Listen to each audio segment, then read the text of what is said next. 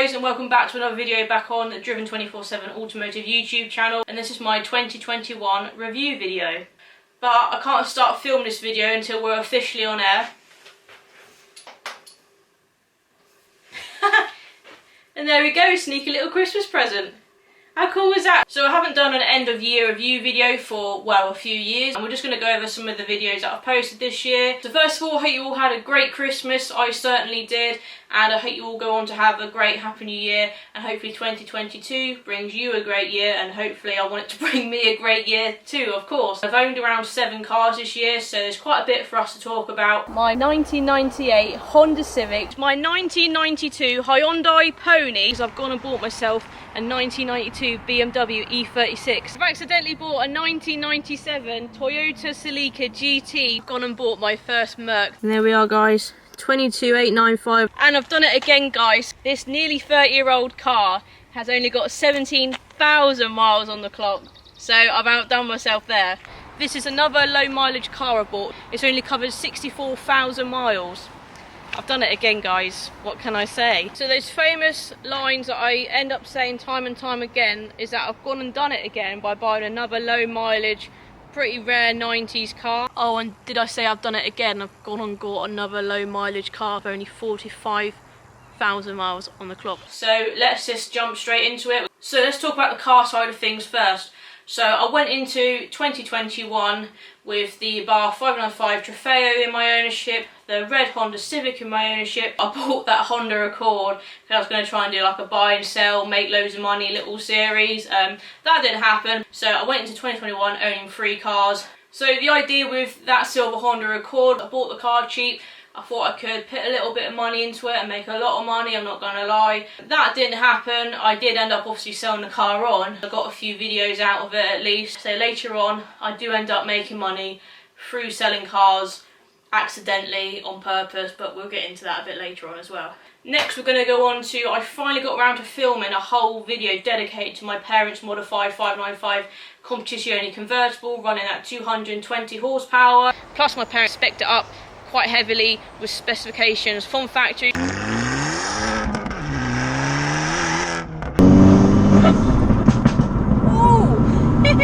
Oh my god, I missed my competizione!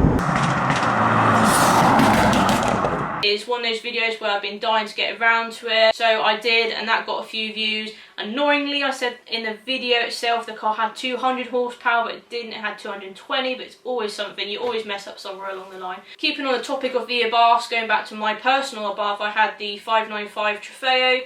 That had already been modified going into 2021. In 2021, we finally got those lowering springs fitted to my Abarth, thanks to my dad, of course. Getting the lowering springs on the Abarth was another sort of big mod for that car. It was just another mod done to the Abarth, another box ticked. So they're going to fit the lowering springs today, and said bump stops. Kind just looks like it's floating. New and old, there we go. Hey, look at that. Cool, that was easy. Is that all you have to do? Part 2 of what I think of the TMC Motorsport VMAX lowering springs. I assume the car's maybe got a little bit more settling to do. As well as installing the lowering springs to the Abarth, I actually managed to get a couple of other little modifications done to the Abarth. Me and Martin attempted to fit a sun strip. That didn't last long in the car because I was too OCD, and so that came straight off, but it was still a funny video to film, and we gave it a go, and I'm starting to finally find the confidence to give stuff a go on cars, so that was what that video was all about. So I'm going to put a gloss black sun strip at the top. Yeah, about there. Yep. Oh my god, what a nightmare. That sticker is well straight. It's not quite as centre as I would like. And the other thing I had wanted to do to the Abarth for a long time, again just never had the confidence to do it, was to take the inserts of the rear lights out to make it look, in my opinion, much better. And again, me and Martin, between us, no involvement from my dad, we did that ourselves, and I think it looked better for it. This is going to make the Abarth look 100% better in my eyes. Taking these out, the inserts. Let's give this a go then. Oh, I don't like that noise. We got Martin here now. He's a bit more braver. Boom.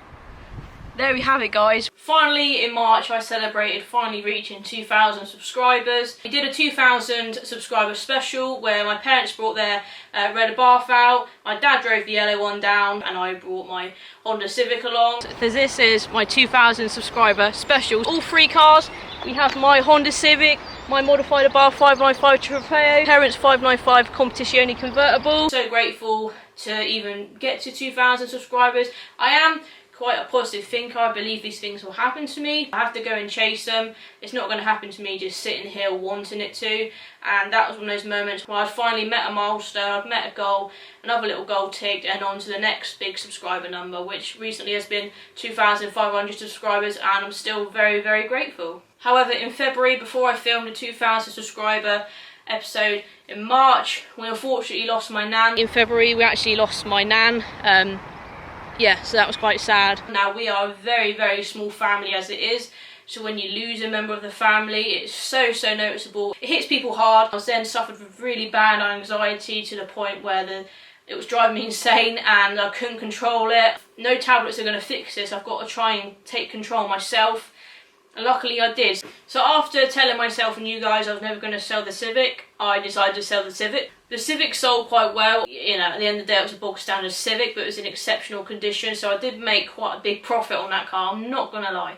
But again, I put a new MOT on it, I put some tyres on it, and obviously just because the fact it was so original and like new, to me it was worth that money. This car needed 4 new tyres, so we have 4 new Falcon tyres on the car. The car's passed, and I was like, oh no way, what a surprise. There was absolutely no advisories. It's always been a known fact I don't need 2 cars, so I thought I'd sell my second car, and then a few weeks later, if that, what did I do? I bought another second car I don't need, and so then the very rare Hyundai Pony came into my life. So I've gone and done what I said I wouldn't do. One of apparently 4 left in the UK on the roads.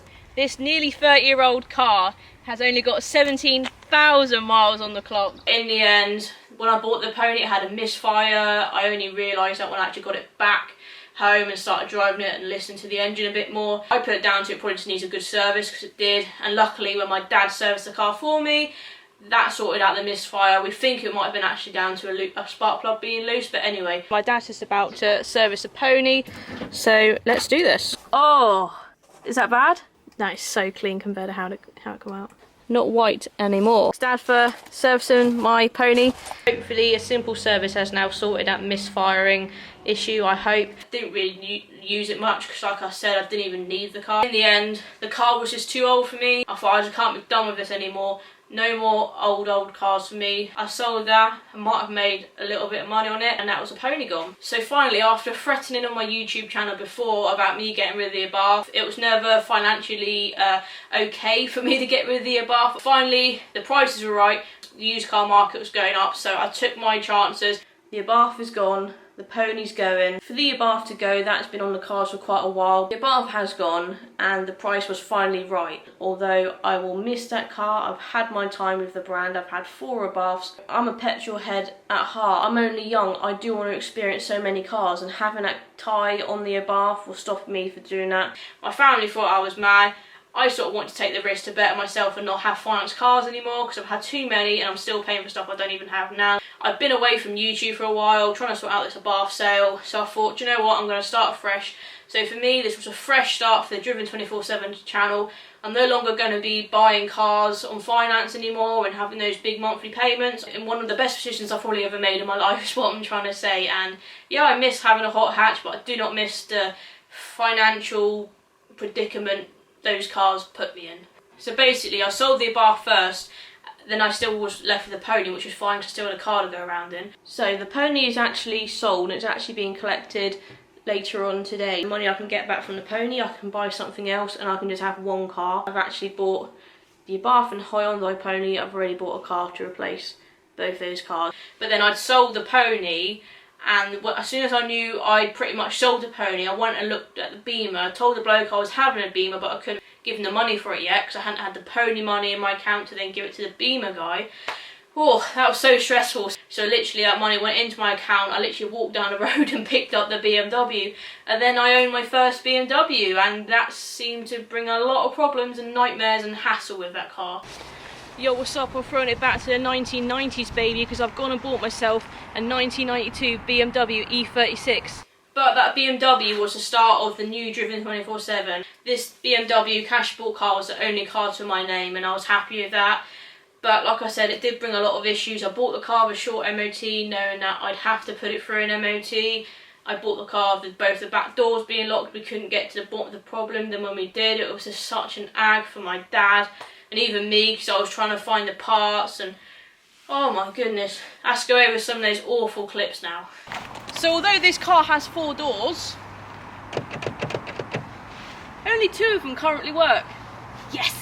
This car does have an MOT, but a short MOT. I do need to get these doors opening, closing and locking by the time the MOT is due. Today we're going to try and fix at least one of the rear doors on my broken BMW E36. We thought it would be a simple fix of buying 2 aftermarket actuators to get a locking mechanism. So in here we have the new locking mechanism. Got to get the old locking mechanism out. Back in he goes. Yay! So 1 of 2 doors done. Cheers Dad, you're the man. Attempt to fix the passenger rear door, which we haven't touched at all. It's completely jammed, so I had to go on eBay and buy this locking mechanism for the door we're going to fix today. This door just won't open at all. Oh! Yeah, yes! Lovely. So while I told myself owning 2 cars was not a good idea, this Toyota Celica for sale, locally, good price, rare interior, low mileage car again, 1 owner from new, all those things that seem to tick my boxes. So we went to have a little look at that for something to do, and what do you know, we looked at it, I fell in love with the car. Then I was back to owning 2 cars again, so I had the E36 and the Celica.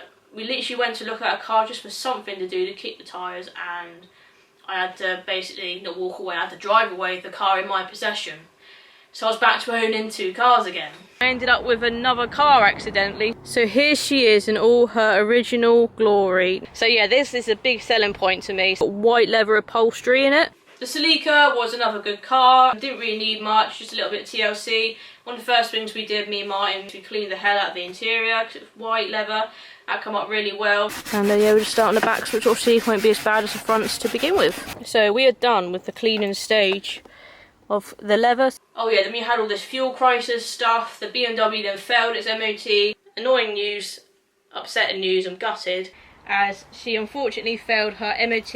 I then actually needed to have a second car, which obviously I was grateful to then have the Celica as my second car. The alternator belt broke, so then I was running around in one of Martin's other cars, as she is currently broken. All of a sudden I sort of heard a little clunk or a little noise. The belt has just been retrieved from the bottom of the car. Belt has been fitted to Celica. Oh my goodness. So yeah, in the end I thought, why have I got 2 cars again? I keep falling into this trap. I'm paying 2 lots of tax and insurance. I don't need a second car. I tried to make a bit of the profit with the Celica. I sold it to some dodgy looking blokes that really were trying to lowball me. But yeah, I managed to sell a Celica in the end. The Celica is gone because I needed the money. I wasn't using it. And it's stupid for me to have 2 cars. I'd made some money on that car, so it was sort of worth me having. The BMW was this ag. My dad's always hated BMW, so when I said, hey Dad, I've got a BMW, I need you to have it on your driveway for 3 or 4 weeks while you work on it, that wasn't music to his ears. That car made him very angry. Nothing was straightforward. In the end, we fixed both doors, and then when I sold it, one of them wasn't working again because the central locking had started kicking in, which I thought was great, but it wasn't because it locked one of the doors again. Also, we had all the ag of the MOT. It needs 1 shock absorber, some welding, and 2 the brake pipes. I couldn't find a genuine shock absorber anywhere, so I then had to lower it. Oh my goodness, it was just money, money, money. But I knew in my head that, and I've said this before in the E36 videos, because those cars are going up, like buying the wheels and tyres. Oh, and I also had that whole saga with the E36 wheels. I thought I'd got myself a bargain. I bought some really bad condition alloy wheels. Of course, they didn't fit the car, which meant I then had to sell those wheels and I had to get another wheels. Oh, nothing with that BMW ever went right, I tell you. And my dad will tell you as well, actually. These wheels, I hate them. So here are my new wheels. Don't fit. So they're a nice 90s style alloy. Here's the car with the new wheels. New lower arm. It's literally hanging on by a thread. You know, replacing both arms, although one was worse than the other, it is, yeah, driving this car is nice and straight, literally. It's just amazing. The gap at the back isn't too bad, but at the front definitely needs layering more. All the coilovers, I sort of knew I'd get that money back, and I was right because I got that money back and a bit more. So again, can't really complain really. That car did look seriously cool. That's right, we finally got my BMW E36 through its MOT that it recently failed. I could not find an aftermarket shock absorber anywhere for this car. Now we've had to sort of accidentally lower the car just to literally get it through its MOT. She's on coilovers looking low. So as you would have just seen through those clips, luckily we managed to get it through an MOT, and I always said to myself, if I'm going to sell that car, obviously it's better to sell a car with as much MOT as possible to be able to get some more money back. So I ended up selling the car, as you just saw it, to a guy, and this is where I actually made a bit of money on the car. So I also managed to sell the BMW, as you just saw it, with a full year's MOT, and because I made some money on that car, I then had a bigger budget for my next car. But while the BMW was for sale, obviously I'm very eager. I was searching the internet, what could my next car be? As soon as I sold the BMW that morning, again it was one of those scenarios, the money went in my account. Half an hour later, it'd gone out and I'd upgraded from the E36, which obviously was a 1992 car, which was quite tatty really when you think about it, and I'd upgraded myself into a 2000 year Mercedes C200, which is miles better than the E36. I don't care what anyone says. In my opinion, that is a serious upgrade. And because I'd made money on the BMW, I obviously bought the Merc for more money, but I was able to because I had more money for the Merc in the first place. This is the best car I've ever had the privilege of saying it's mine. Absolutely love this car. I've gone and bought my first Merc. So that pretty much brings it up to today, where I've got the Mercedes C200 on the driveway. It's my only car and that's how it's going to stay. Oh, and also this year, which didn't feature on the channel, I actually owned a Citroen Berlingo van. So I've had around 7 cars in 2021. So I've just been speaking about my 2021 car history, which has been quite long and quite a lot to talk about with you guys. We're going to talk about event-wise now. Now, obviously, still not many events have been happening because obviously COVID's here and there and everywhere, or not everywhere or wherever. But this year saw me finally meet Hubnut in person. I went to one of his social events he held at Brooklands. I love the Hubnut family. You don't mind me getting you on camera for my little video? Hello. It's so cool to meet you in person. It's so cool. My dad got me into the Hubnut channel, and I like him because he just comes across, hopefully like I do, an honest guy, or girl in my case, just likes buying cars. To have a chat with them both was really eye-opening.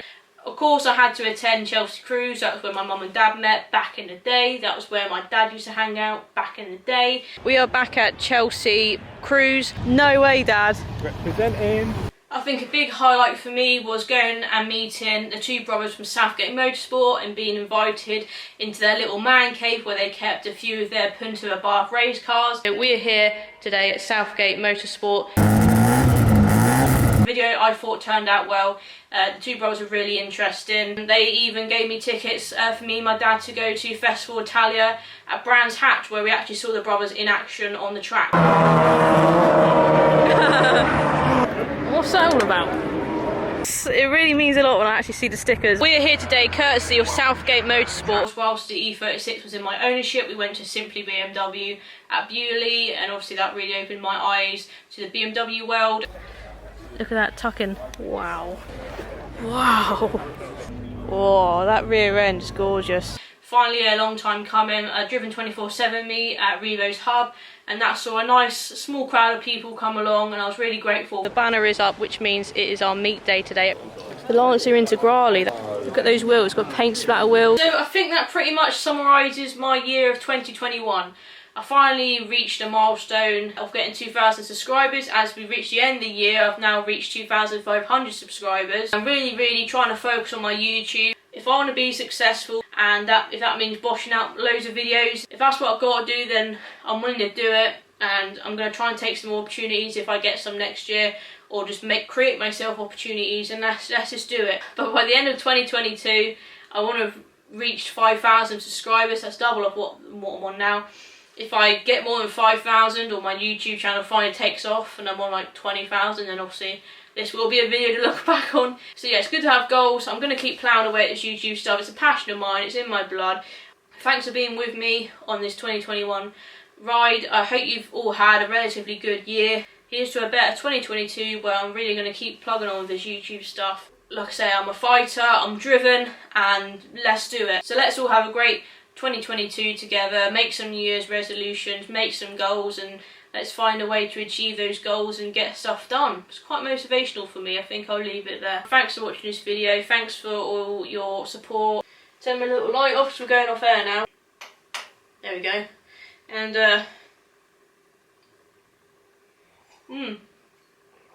right, that would do. I'll see you in another video. Thanks for watching this one. Let's go. Hi guys.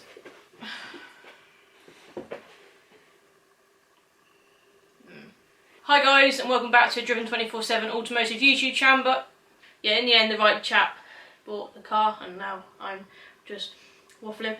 Well, this year we're still in 2021. What am I going on about?